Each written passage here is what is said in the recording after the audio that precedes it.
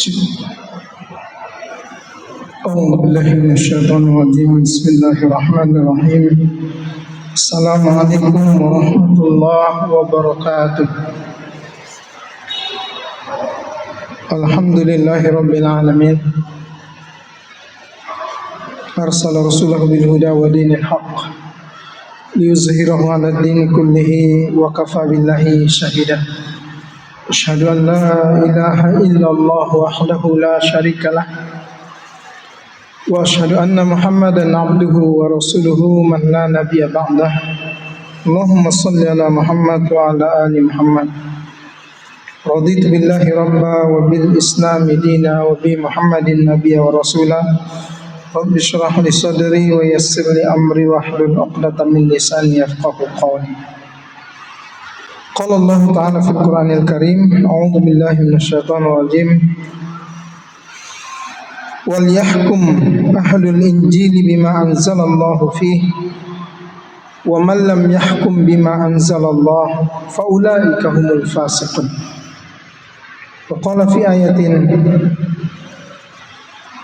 وإلهكم إله واحد لا إله إلا هو الرحمن الرحيم.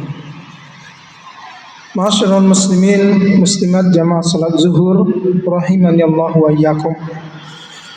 Alhamdulillahirabbil alamin, kita mengucap syukur pada Allah atas segala limpahan nikmat yang Allah berikan. Mudah-mudahan semua yang kita syukuri ini menjadi kebaikan, wasilah ketakwaan kita kepada Allah Azza wa Jalla. Salawat kepada Rasul, Allahumma salli ala Muhammad wa ala ali Muhammad. Ma'asyiral muslimin muslimat jamaah salat zuhur rahimani Allah wa iyyakum. Kajian kita pada siang hari ini adalah Hakikatul Istiqlal fil Islam. Hakikat kemerdekaan di dalam Islam. Kita baru usai mengungkapkan rasa syukur yang ke-80 tahun kita merasa kita sudah merdeka di negeri ini. Rasa syukur itu baik dengan berbagai kegiatan-kegiatan yang kemudian ada yang positif, ada juga yang kemudian negatif. Perspektif syariah, semua kegiatan yang melanggar syariat Islam, maka sesungguhnya dia adalah hal yang negatif, hal yang tidak baik. Karena rasa syukur itu tujuan utamanya adalah ditujukan kepada Allah. Ketika bentuk kegiatan rasa syukur itu adalah sesuatu yang bertentangan dengan apa yang dikehendaki oleh Allah, maka sesungguhnya kegiatan itu adalah wasilah kemurkaan Allah. Maka kemudian saudaraku sekalian yang dirahmati Allah, kita mengulas kembali apa sesungguhnya kemerdekaan dalam konteks ajaran Islam. Dalam bahasa Arab, kemerdekaan itu diungkapkan dengan kata istiqlal. Istaqalla yastaqillu istiqlalan.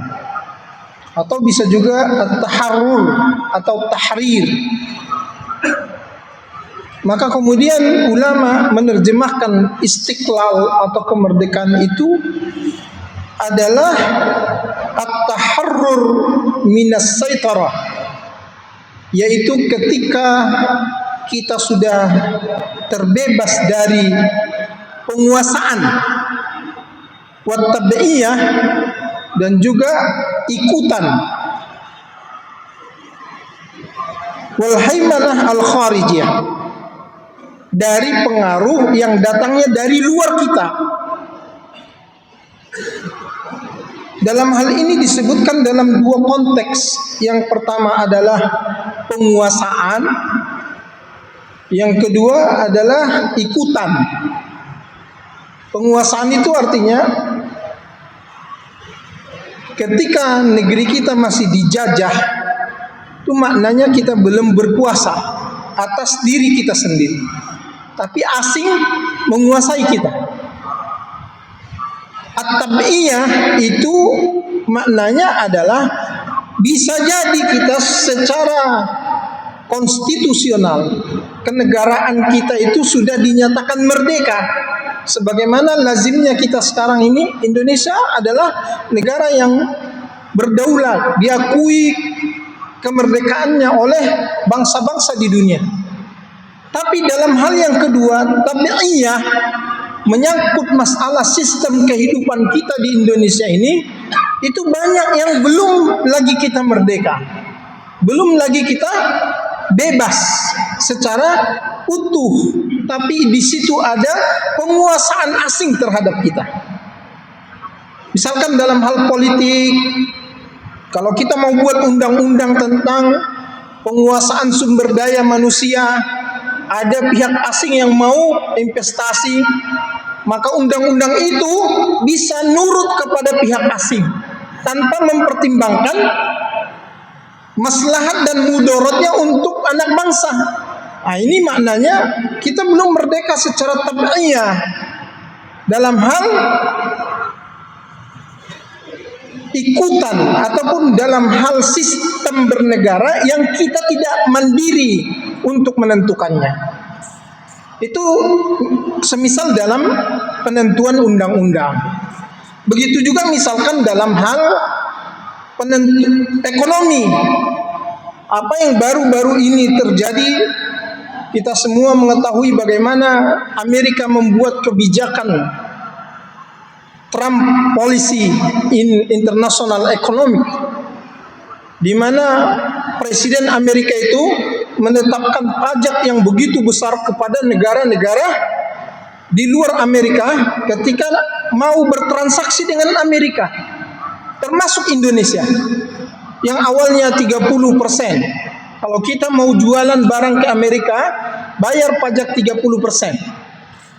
Yang oleh pemerintahan kita dinego-nego, didatangi, seakan-akan kita begitu butuh dengan Amerika itu dalam hal transaksi ekonomi ini,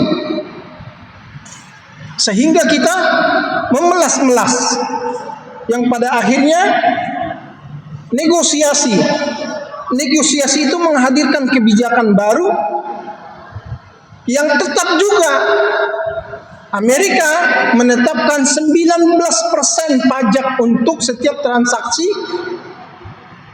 Indonesia yang masuk ke Amerika. Tapi sebaliknya, tukaran dari kebijakan ini ternyata Indonesia menyetujui ketika Amerika yang jualan ke Indonesia itu tanpa pajak sama sekali. 0% pajak. Tanpa pajak sama sekali. Ini kan sama artinya kita tidak berdaulat dalam hal ekonomi ini, padahal transaksi ekonomi itu akan berlangsung di negeri kita. Nah, inilah saudaraku sekalian yang dirahmati oleh Allah, dalam konteks bernegara kita masih jauh punya PR yang sama, bagaimana negeri ini kemudian suatu saat menjadi negeri yang benar-benar berdaulat, merdeka seutuhnya dalam penentuan sistem kehidupan yang mengatur kehidupan anak bangsa di negeri ini.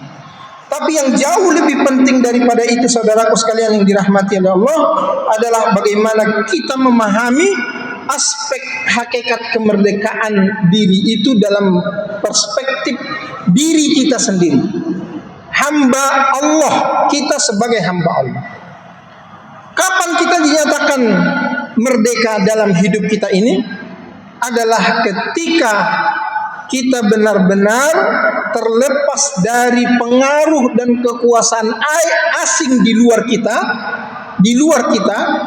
yang sumbernya itu adalah dari makhluk, apakah dia manusia ataupun dia benda mati atau yang semacam dengannya, yang ketergantungan kita itu hanya kemudian kita sandarkan kepada Allah semata.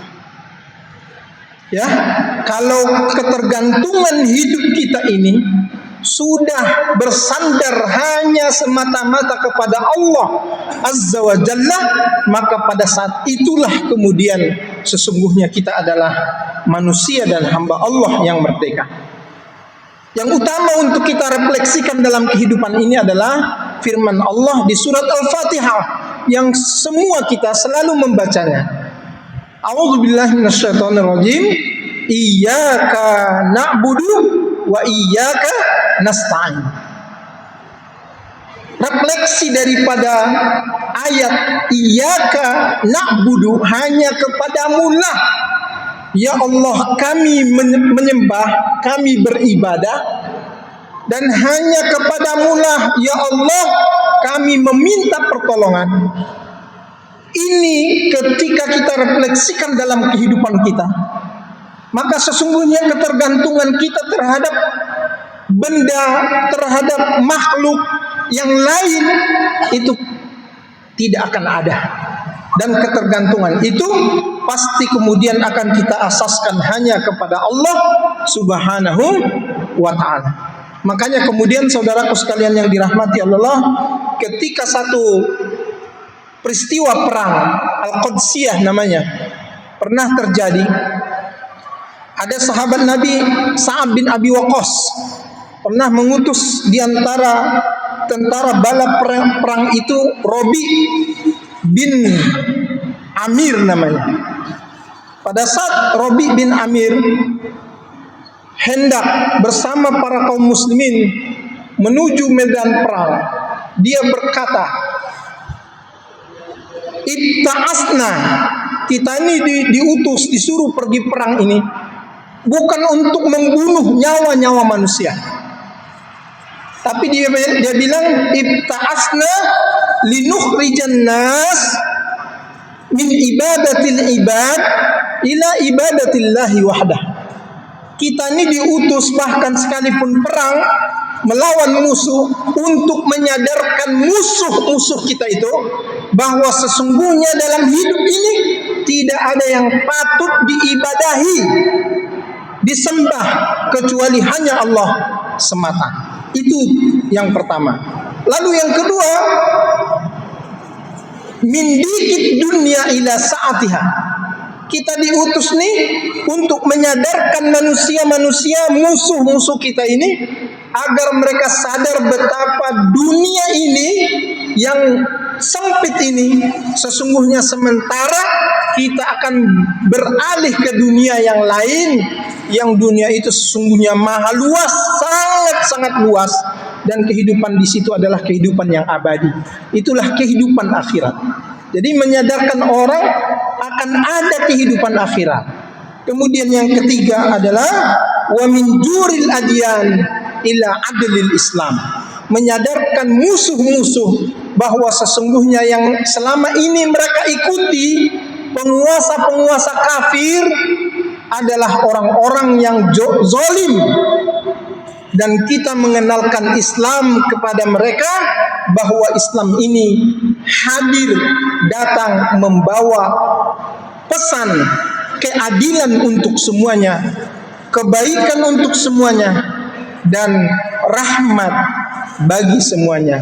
Wa ma arsalnaka illa rahmatan lil alamin. Ketika ini yang kita sadari dalam hidup kita, maka sesungguhnya tidak ada sandaran hidup bagi kita kecuali hanya kita sandarkan kepada Allah semata. Qul huwallahu ahad, Allahus samad. Dialah Allah yang menjadi sandaran bagi hidup kita. Lam yalid wa lam yulad wa lam yakul lahu kufuwan ahad. Dia tidak beranak, dia tidak juga diperanakan, dan tidak ada syarikat pun bagi Allah, karena Allah Maha Kuasa atas segala-galanya. Mudah-mudahan bermanfaat. Aku qouli hadza wa astaghfirullah li wa lakum. Nasrun minallahi wa fathun qarib wa basyiril mu'minin. Wassalamu alaikum warahmatullahi wabarakatuh.